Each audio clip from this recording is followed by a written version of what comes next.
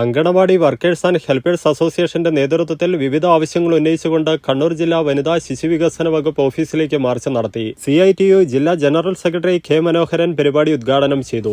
October 2 Gandhi Jayanti ദിനത്തിലാണ് രാജ്യത്ത് ഈ പദ്ധതി നടപ്പിലാക്കുവാൻ അന്നത്തെ കോൺഗ്രസ് ഗവൺമെന്റ് പ്രഖ്യാപനം നടത്തിയത്. ആ പ്രഖ്യാപനത്തിന് 50 വയസ്സായി. ഇത്ര വയസ്സായിട്ടും ഈ മേഖലയ്ക്കകത്ത് പ്രവർത്തിക്കുന്ന ലക്ഷക്കണക്കിന് തൊഴിലാളികൾക്ക് ഏതെങ്കിലും രീതിയിലുള്ള ഒരു സംരക്ഷണവും കേന്ദ്രത്തിന്റെ ഭാഗത്തുനിന്ന് നടപ്പിലാക്കുവാൻ സാധിച്ചില്ല.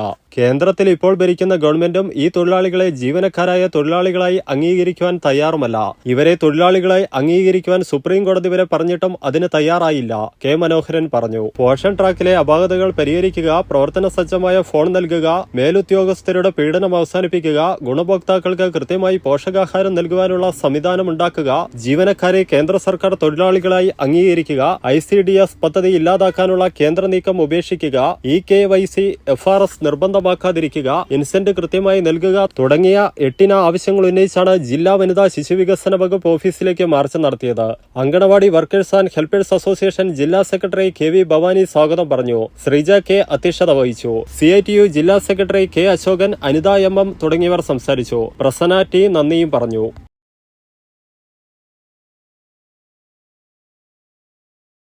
+2 കഴിഞ്ഞു, ഇനി എന്ത്? മാസം 1 ലക്ഷം രൂപ സ്റ്റൈഫൻഡോട് കൂടെ സൗജന്യമായി നഴ്സിംഗ് പഠിച്ചാലോ? അതും ജർമ്മനിയിൽ. +2 ഏത് ഗ്രൂപ്പ് പഠിച്ചവർക്കും ഇനി പഠിക്കാം, പറക്കാം. കൂടുതൽ വിവരങ്ങൾക്ക് യൂറോലീപ് immigration consultancy, German language institute, Kannur, Thrissur and Kollam. Phone 7356 958 784 9400 100 499.